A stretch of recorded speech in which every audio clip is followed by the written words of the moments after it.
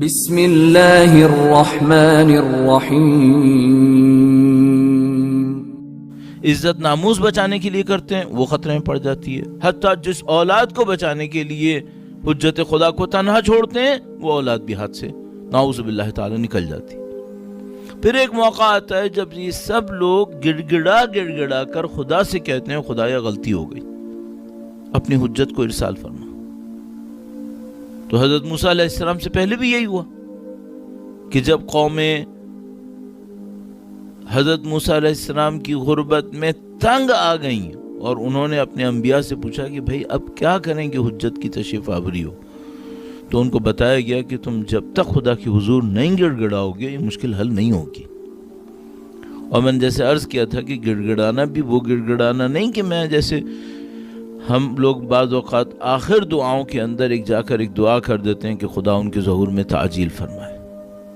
اچھا، کیا اس دعا کو مانگنے کی شدت ویسی ہی ہے جیسے میں اپنی کسی مصیبت کو دور کرنے کے لیے خدا سے دعا مانگتا ہوں؟ حتیٰ میں اپنی بعض اوقات نعوذ باللہ اپنے جیسوں کے لیے عرض کر رہا ہوں اپنی بیماریوں کو دور کرنے کے لیے زیادہ شدت سے دعا مانگتا ہوں اس کے مقابلے میں کہ امام کی ظہور کے لیے دعا مانگوں۔ گویا اس کو تو میں نے ایک تکلف کے لیے رکھا ہوا ہے نعوذ باللہ تعالی۔ اس امامت کے اتنے رابطے کے اوپر کیسے غیبت ختم ہوگی؟ اس میں ایک تعلق چاہیے۔ کیوں تعلق چاہیے؟ سادہ سی بات ہے، معاملہ صرف اتنا نہیں ہے کہ وہ تشریف لائیں، معاملہ یہ ہے کہ ہم نے اپنے ارادے اور اختیار سے ان تمام غلطیوں کا ازالہ کرنا ہے جو پچھلی نسلوں نے اسی طرح کر کے کی تھی کہ وہ ظاہر میں پکارتے رہتے تھے اور وَإِذَا مُحِّسُوا فِي الْبَلَا قَلَّتْ دَيَّانُ، سید الشہداء کا فرمان۔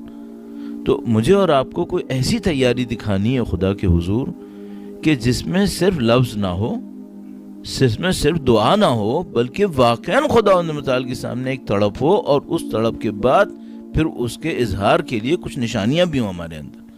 اور میں ایک دو آپ کی خدمت میں عرض کر چکا ہوں، اسی کو بیان کرنے کی کوشش کرتا ہوں۔ درود بھیجے گا محمد و آل محمد پر، صلی علی محمد آل محمد وعجل فرجهم۔ امالی شیخ صدوق میں ایک روایت مولا امیر المومنین سے منسوب ہے، درود بھیجے گا محمد و آل محمد پر، صلی علی محمد آل محمد وعجل فرجهم۔ امام فرماتے ہیں اپنے ایک صحابی کو خطاب کرتے ہوئے نوف کو، اور کہتے ہیں اے نوف، اگر تم یہ چاہتے ہو، اگر تمہیں یہ اچھا لگتا ہے کہ تم میرے ساتھ اٹھائے جاؤ محشور ہو، تو اپنی زندگی میں کبھی ظالموں کا ساتھ مت دینا۔ یہ مولا نے ایک سٹینڈرڈ بنا دیا ہے۔ اب ہم نے کل اور پرسوں اس بات کے اوپر اصرار کیا۔ دیکھیے آپ خود جانتے ہیں، ہمیں بھی پتہ ہے کون کون سی دعائیں ہیں۔ ہم نے کیوں یہ اصرار نہیں کیا کہ آپ دعائیں کو میں ضرور پڑھتے رہیے؟ کیونکہ ہمیں معلوم ہے کہ بعض اوقات انسان آسان کام کرتے رہتے ہیں اور جس کام کو اہل بیت اطہار علیہ السلام نے اپنی آزمائش کے طور پہ رکھا ہوتا ہے، اپنے اصحاب کی آزمائش کے طور پر رکھا ہوتا ہے، اس میں وہ ناکام ہوتے رہتے ہیں۔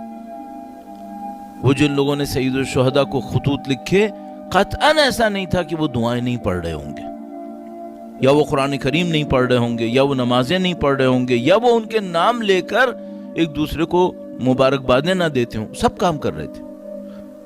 یا وہ حتیٰ اگر میں ایک سخت جملہ معذرت کے ساتھ عرض کروں کہ وہ ان کے غم میں نہ روتے تھے، نہیں روتے بھی تھے۔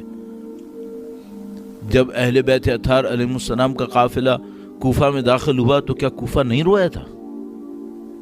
کیا رو رو کے نہیں کہہ رہے تھے کہ آپ اب قدم بڑھائیں؟ اور بی بی نے ان کو کیا تعریف کی کہ تم رو رہے ہو ہمارے، ہم تمہاری تعریف کرتے ہیں؟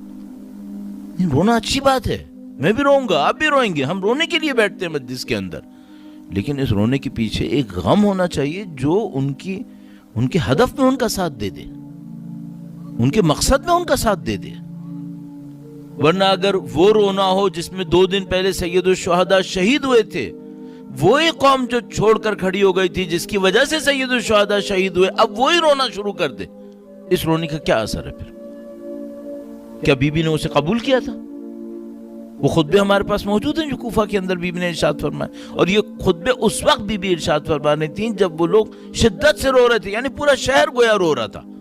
لیکن ایک عجیب بات ہے، یہ جو رو رہا تھا پورا شہر، کیا اہل بیت کو اسارت سے چھڑا پایا؟ اس خاطر اہل بیت اطہار علیہ السلام نے ان کے رونے کو قبول نہیں کیا کہ بھئی اس رونے کے پیچھے کوئی عمل بھی تو ہو آخر.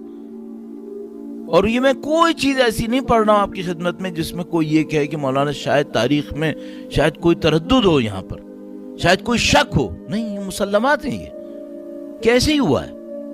تو کہنے کا مطلب یہ ہے کہ ہم الحمدللہ ہم وہ لوگ ہیں جو پیدا ہوتے ہی سید الشہداء کا نام لے رہے ہیں.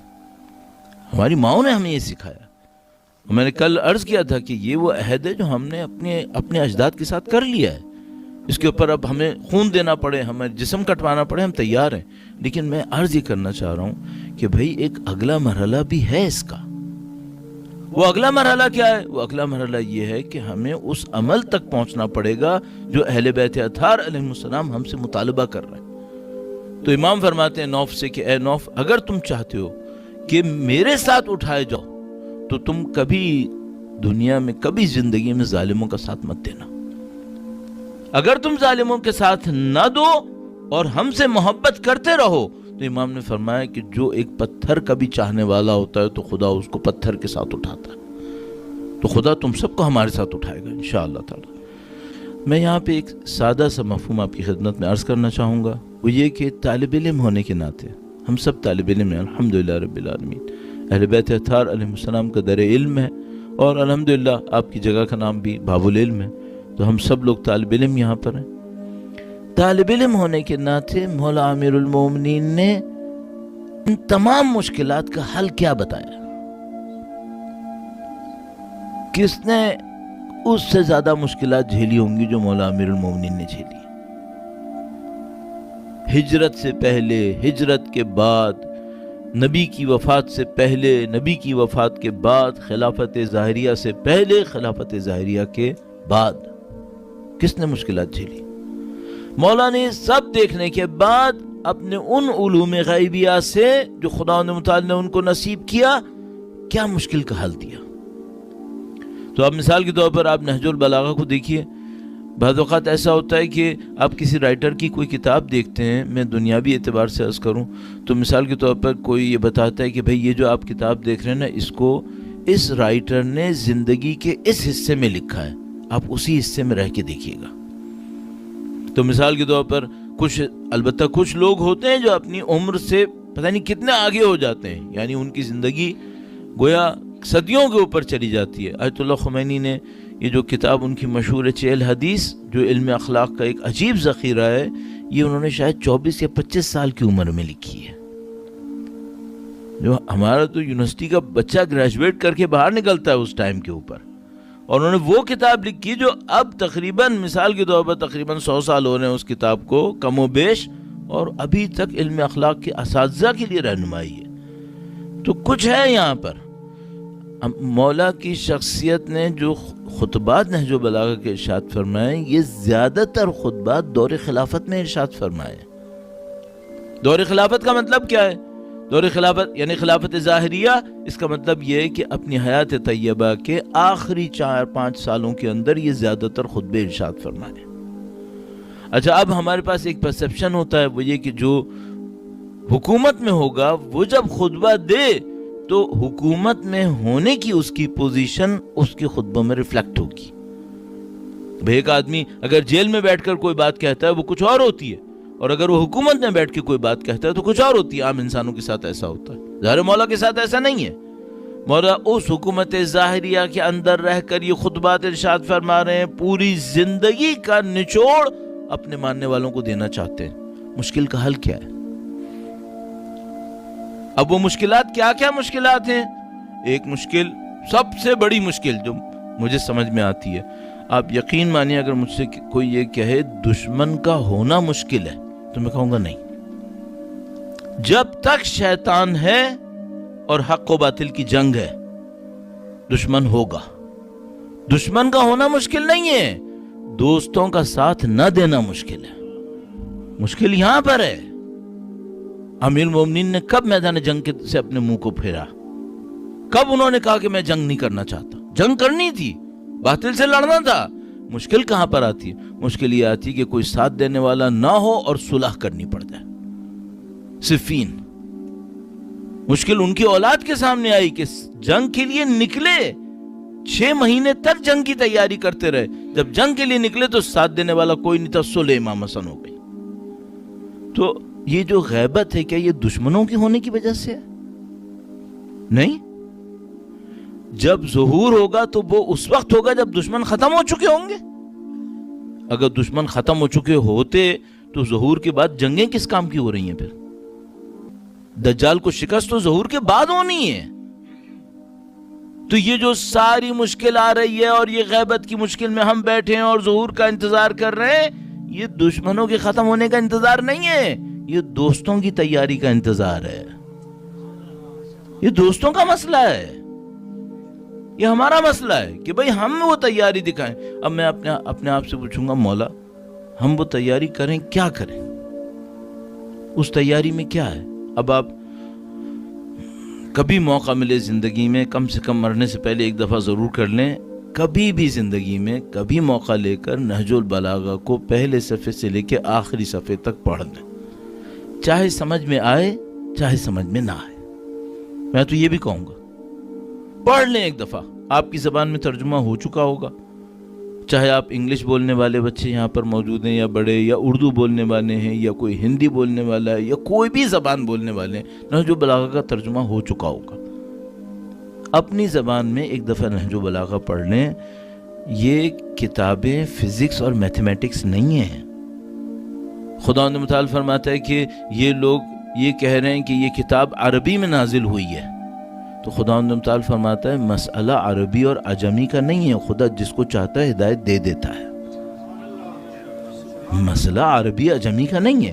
یہ میں پھر کہوں گا، یہ میتھمیٹکس فزکس کیمسٹری نہیں ہے کہ اگر وہ کتاب انگلش میں اور مجھے انگلش نہیں آتی تو پھر میں فزکس کیسے سیکھوں گا.